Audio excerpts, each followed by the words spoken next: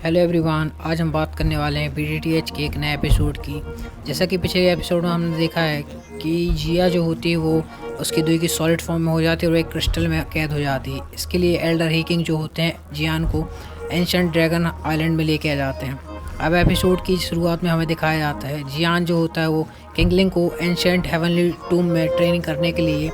Elder Jully को thank you बोल रहा होता है कि उसने उन्हें ट्रेनिंग करने का मौका दे दिया।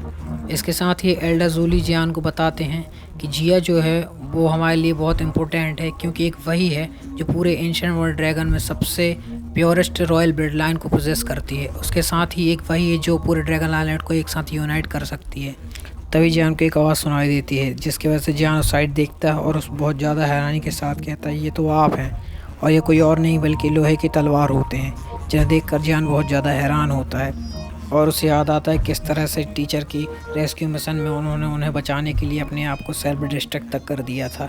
इसी वजह से जियान उन्हें बहुत ज़्यादा एडमायर करता था। तभी एल्डर उसे बताते हैं जब मैं सेल्फ डिस्ट्रक्ट होने वाला था तभी मुझे एक मिस्टीरियस फोर्स यहाँ पर टेलीपोर्ट कर देती है, बल्कि ये कोई और नहीं बल्कि एल्डर जूली थे। ये सब सुनकर जियान बहुत ज़्यादा हैरान होता है और बल्कि खुश होता है और उन्हें शुक्रिया भी अदा करता है, क्योंकि उन्होंने जाने अनजाने पर जियान की बहुत ज़्यादा ही मदद कर दी थी। ये सब सुनकर एल्डर जूली भी नोट कर देते हैं और उसे बताते हैं कि बल्कि मैं तो जिया पर नज़र रख रहा था, क्योंकि जिया हमारे क्लैन के लिए बहुत ज़्यादा इम्पोर्टेंट है। बल्कि ये कहें कि वो एक अकलौती जिसके पास हमारे ड्रैगन एम्परर की ब्लड लाइन है, क्योंकि वही है जो हमारे पूरे एंशिएंट वर्ल्ड ड्रैगन को यूनाइट कर सकती है। बल्कि इतना ही नहीं, जो हमारे प्रीवियस ड्रैगन एम्परर हुआ करते थे उनकी जगह सिर्फ जिया ही ले सकती है, क्योंकि उसी की ब्लड लाइन सबसे ज़्यादा प्योर एवं रॉयल ब्लड लाइन है। ये सब सुन के जो हमारे लोहे की तलवार होती है वो एल्डर जूली का बहुत बहुत शुक्रिया करती है और उन्हें ग्रीट करता है।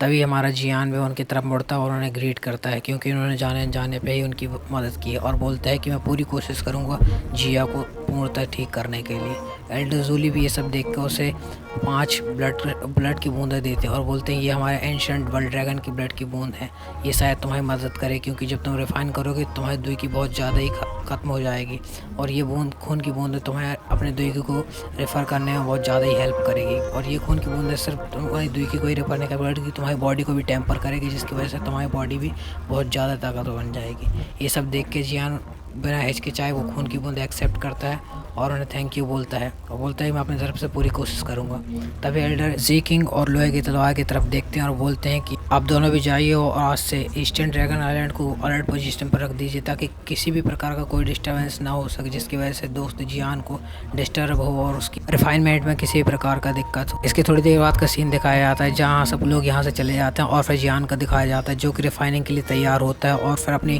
फ्लेम को निकाल कर रिफाइनिंग शुरू कर देता है। और फिर रिफाइनिंग करते करते कुछ टाइम बीत जाता है, जिसकी वजह से हमें दिखाया जाता है कि रिफाइनिंग की प्रक्रिया बहुत ज़ोर शोर से चल रही होती है और फिर उसकी जो 3000 बर्निंग लोटस फ्लेम होती है उसकी उस क्रिस्टल के चारों ओर लिपट जाती है और उसे रिफाइन करने लगती है। तभी धीरे धीरे रिफाइनिंग बढ़ती जाती है और ऐसे समय बीतता जाता है और जियान भी लगातार उसे रिफाइन करता जाता है। कुछ समय बाद का सीन दिखाया जाता है जहाँ पर एल्डर जूली के साइड में एक और ईस्टर्न ड्रैगन आइलैंड के